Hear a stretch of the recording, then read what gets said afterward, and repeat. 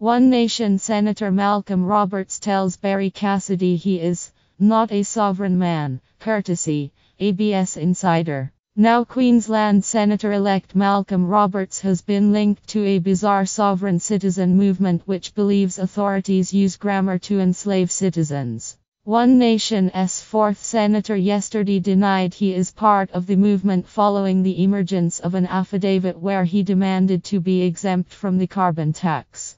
The 8-page letter, written in 2011, refers to himself as Malcolm Egan Roberts, the living soul, representing a corporate entity he termed Malcolm Egan Roberts. The language appears to be consistent with the sovereign citizen movement which promotes the idea, among other things, that its followers don't have to answer to government authority or be a part of the tax system.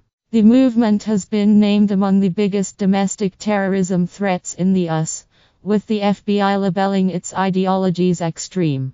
In the 2011 letter which emerged last week, Mr. Roberts outlines the reasons he believes he should be exempt from paying the carbon tax. He also wrote how he should be compensated for if then Prime Minister Julia Gillard couldn't provide full and accurate reasons why he should have been exempt.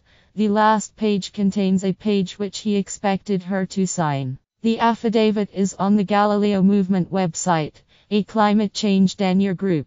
Mr. Roberts and One Nation have been contacted for comment about the 2011 affidavit and whether his view still stands. However, Mr. Roberts has been a vocal opponent and skeptic of climate change, claiming it is part of an international conspiracy. He has also repeatedly called for changes to climate policy which assumes humans contribute to global warming. The One Nation website reveals why climate change is a scam. Malcolm S. Roberts' climate investigations led to deep understanding of the foreign control wrecking our country and to clarity on the tax system now choking Australians and destroying initiative and responsibility, while sabotaging our children's future, it reads. The write-up also says Mr. Roberts has also earned respect of informed people around the world for his investigation of claimed global warming and climate change where he analyzed the measured data and then exposed the corruption.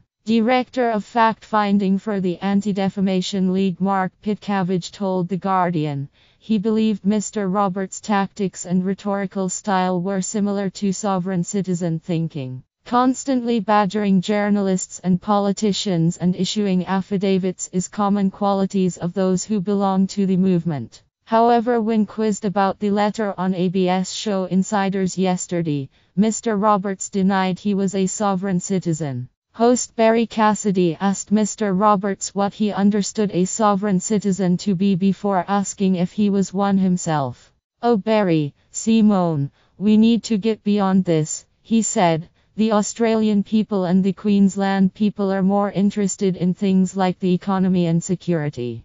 But I am not a sovereign man. Cassidy asked if Mr. Roberts' demand to be exempt from the carbon tax suggested he felt he could exist outside of the tax system as an individual.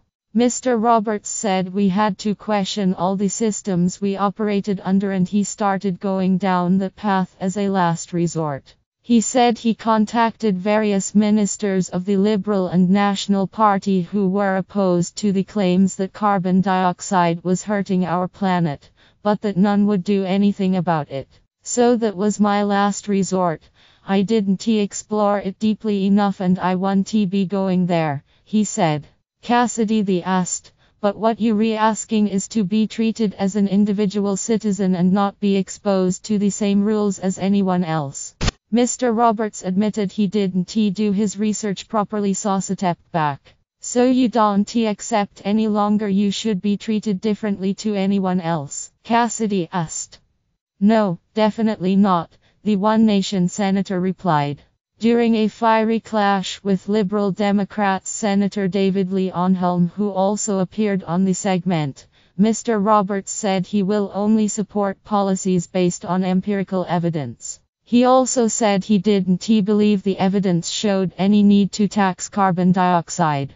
Mr. Roberts, a mining engineer, also issued a challenge to ABS staff to provide him with the measured data that shows that human production of carbon dioxide is affecting our climate and needs to be something done about it. Cassidy then offered to give him the Climate Institute's most recent report. Sovereign Citizens Movement. Similar to the Freeman-on-Theland movement, or FOTL, sovereign citizens promote the idea that we are all slaves to our government, shackled against our will to unjust laws and regulations. However, they claim with special knowledge and careful language, we can circumvent those laws and regulations and live freely as an alternative version of ourselves under our own natural law. These sovereign citizens were labeled anti-government extremists in a confidential ENS police report released last year.